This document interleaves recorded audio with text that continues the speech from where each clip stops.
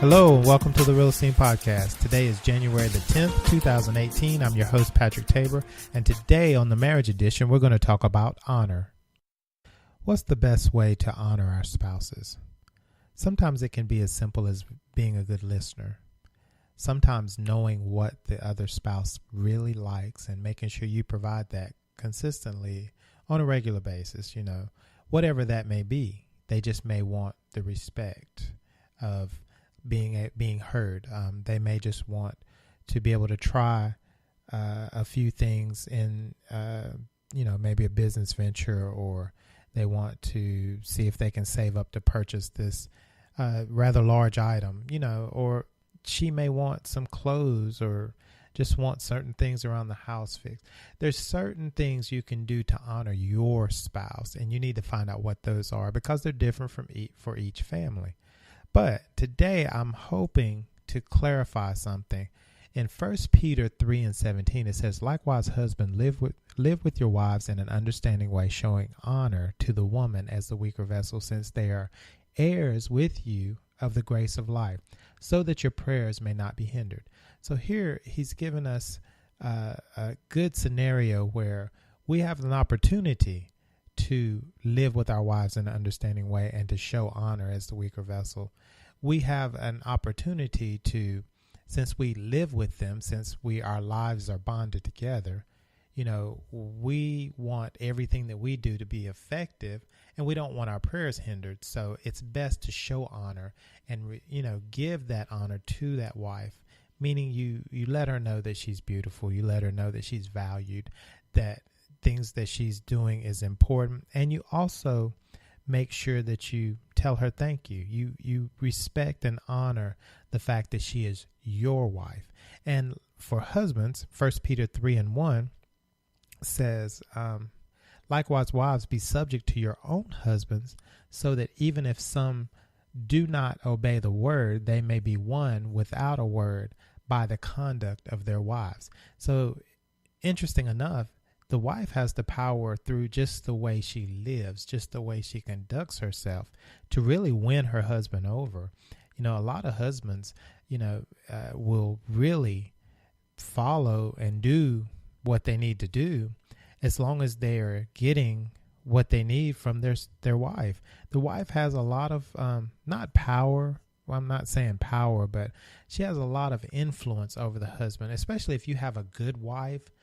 You're going to make a good husband better. There's no way around it. And it goes both ways, but having a good wife, there's ways that you can even win over an unsaved person just being a good wife. It's just that powerful. And in Hebrews 13:4, "Let marriage be held in honor among all, and let the marriage bed be undefiled, for God will judge the sexually immoral and adulterous." So this relationship that you have, this marriage, is not just about sex.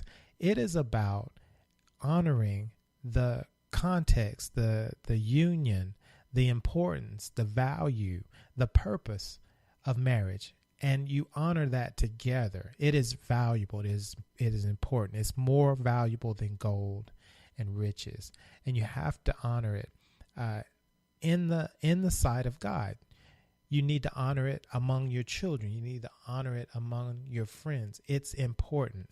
I have friends, and there's things that I would love to do, but I still check with my wife. I want to make sure that, can we do that? Is it a good thing to do? Or I may have my own opinions, but sometimes getting my wife's opinion helps my opinion, or helps me validate what I'm getting ready to do, or helps me make a better decision to maybe not do something I was planning on doing. So, you work in tandem. You're like a connection that can make really great decisions in life together.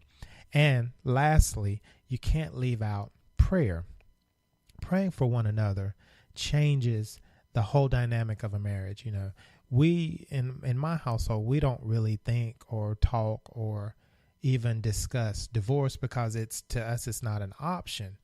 Now, some people go ahead and put that option in at the beginning. Well, if it doesn't work out, we'll just get a divorce. But you can't even go into a marriage like that and expect there to be some consistency, because you always have a back door. But if you take that back door away and you follow the word, if you follow the Bible, then you're going to live with your wife in an understanding way. You're going to have less arguments. You're going to have, not to say you won't have arguments, but you will have less arguments. If you show honor to her as the weaker vessel, you are going to be giving her everything she needs. She needs love. She needs to know that you care about her more than anyone else outside of this house, even among or above your children. She has to be like well placed as a fine jewel. She is valuable beyond anything you'll ever have in your life outside of Jesus. So you need to honor her and respect her in that fashion. As a husband, men just really want to be respected. They want their voice to be heard. They want to be able to make decisions, and they want to be able to succeed for their family. I think a lot of people miss this. Men are not satisfied until they're able to really succeed for their family, not just financially. They want to make their wife happy. They want to make their children happy. They want to do so many great things for their family. They want to provide. They want to be there for them. They want to learn, how to communicate well with their spouse. But those things come with time. They don't happen overnight. Sometimes the expectations placed on a husband are really, really high in the sense that they should happen very quickly. And I think you should give a lot of husbands a little leeway, because we're in a society that really doesn't work in their favor. So they don't know how a lot of times to live with their wife in an understanding way or to show honor, because they haven't seen that model. So they're trying to grab books, trying to watch models that they see in public, and they're really wanting to find out, how do I do this? And, a lot of times they don't have that guidance or have that person that may be able to give them good direction. So give them a break on that. Give them a chance, and pray for them. Please pray for them more than you talk at them, because if you pray for them, then God will speak to them. And if they've done something or are doing something that is out of line and not honoring the wife, they'll get it because God's telling them.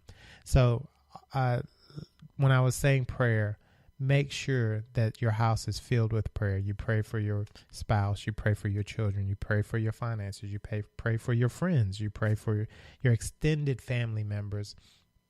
And you pray for your destiny. You want to go into destiny together. You guys, as a couple, will always have great vision and plans as long as you are staying within prayer and letting God answer you. So it's very important. Make prayer a priority. I hope you got something out of this today. Be blessed, grace, and peace.